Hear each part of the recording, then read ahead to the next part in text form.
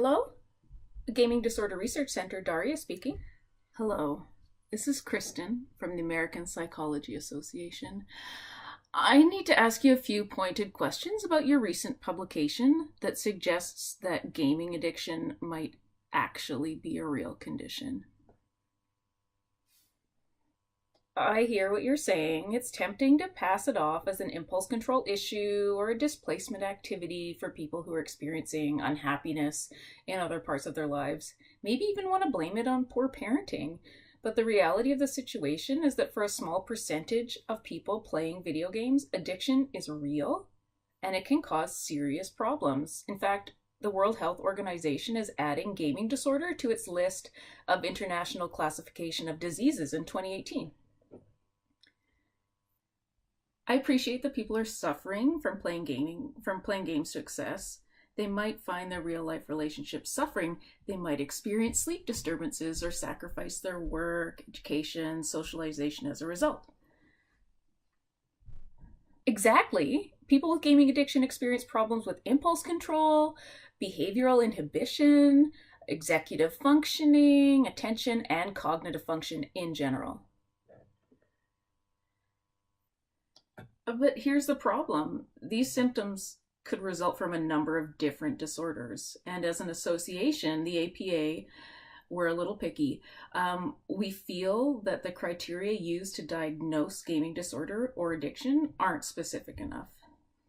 I completely disagree. Gaming addiction has a number of traits and symptoms associated with it, and the neurobiology of addiction lines up clearly with this disorder. For example, people who are addicted to gaming, their behavior for them is salient. That means that they're preoccupied with gaming.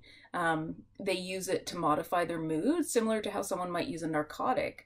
Addicted individuals develop a tolerance and need to play more and more to experience relief. And it really is relief. People who are addicted to gaming are not playing for fun. They're playing to avoid dissatisfaction or discomfort. Furthermore, addicted individuals actually experience withdrawal if they stop playing.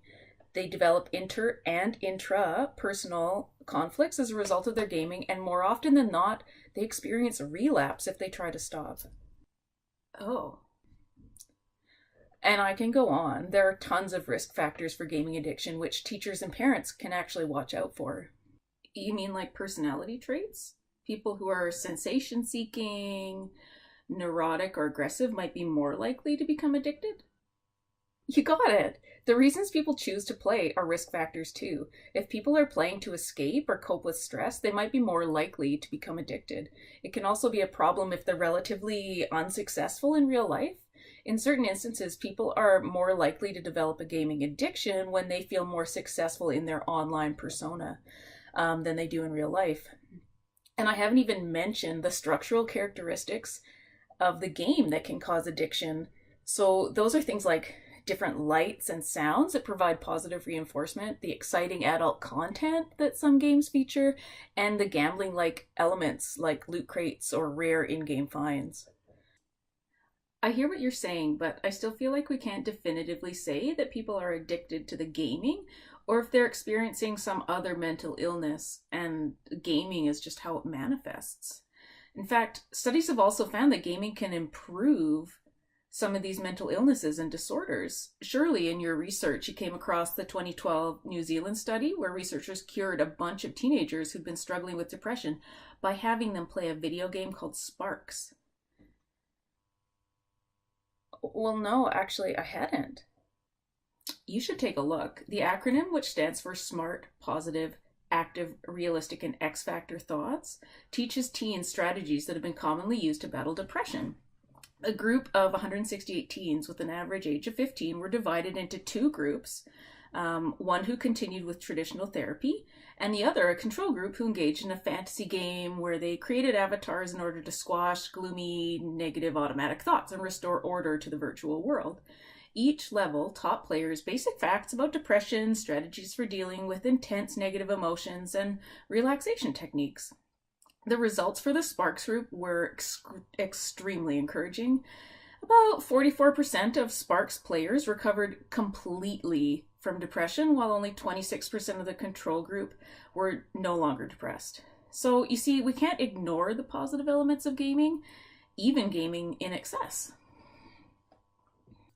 Yeah, ultimately, you're right. The complexity of the issue is leading to all sorts of diagnostic conundrums.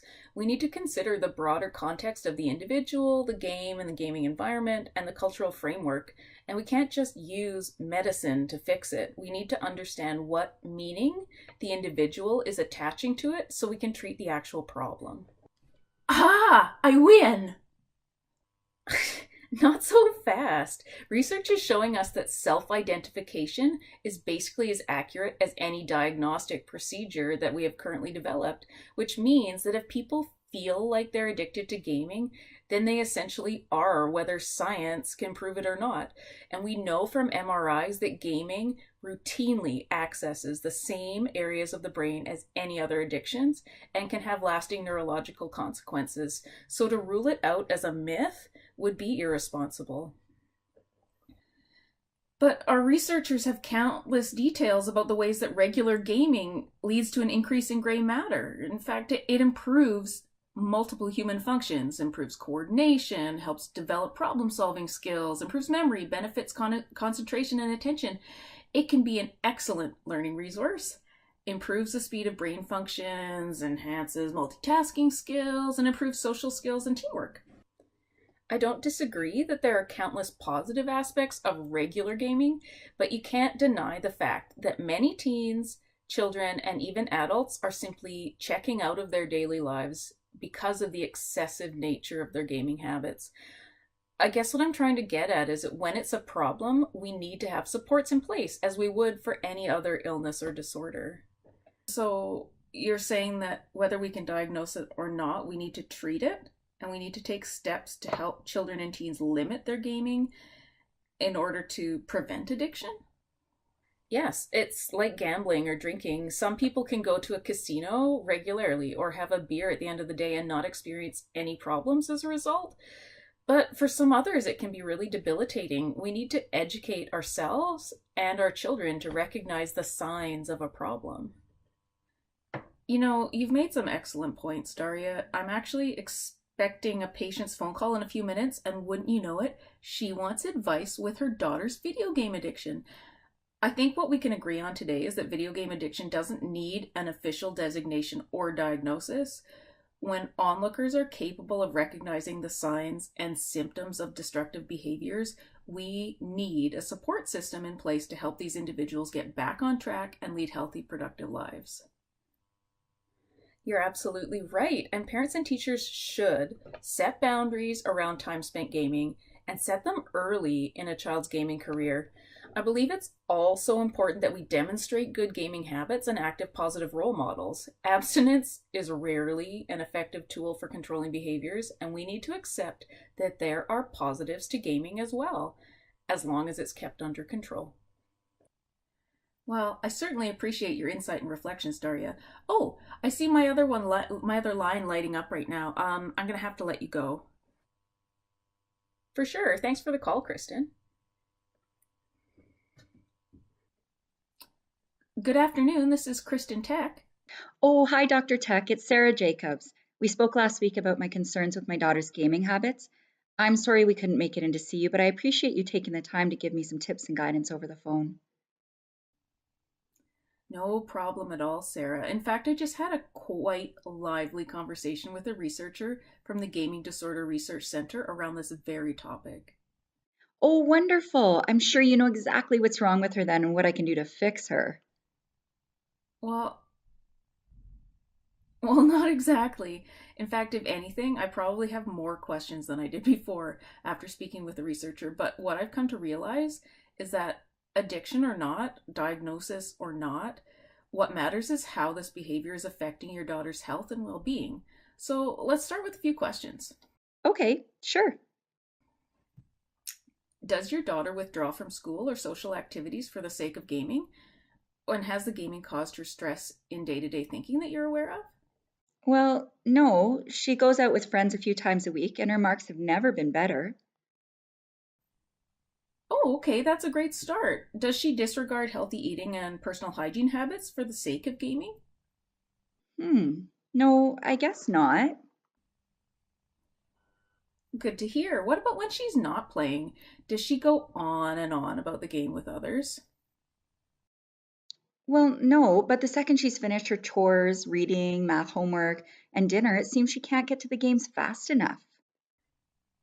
You know, Sarah, a colleague of mine, Dr. Conrad, has done quite a bit more research than I have on technology addiction. He developed an online test for video game addiction so parents know when help is needed. I wonder if it might help you to better understand your daughter's gaming habits. Would you be interested in taking a peek? Oh, sure, that would be great. Once you've finished, let me know if her habits are falling within a range that is a cause for concern, and we'll go from there. Um, in the meantime, talking with your daughter about your concerns, ensuring you've set some guidelines and boundaries, watching for signs that she's neglecting herself or relationships, and ensuring that others in your household are being good role models for healthy game use will all support a safe and healthy mindset around gaming. Thanks, Dr. Tech. I'll be sure to take the quiz right away and I'll let you know if I'm still concerned. Have a great day. Thanks for the call. Okay, bye.